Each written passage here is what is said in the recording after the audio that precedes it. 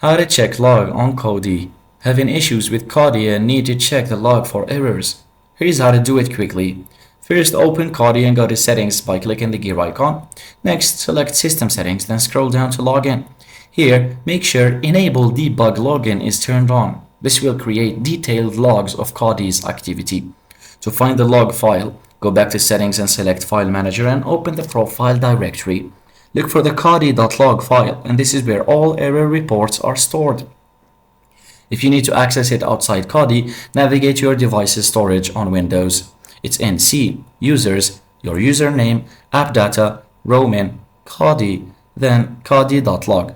On Android, just check Android Data org.xbmc.kodi, then Files, .kodi, temp. For an easier method, install the log viewer for Kodi add-on from the official repository. Once installed, open it and select Show Log to view errors directly within Kodi. And that's it. Now you can troubleshoot Kodi issues easily. If this helped, click subscribe and thanks for watching.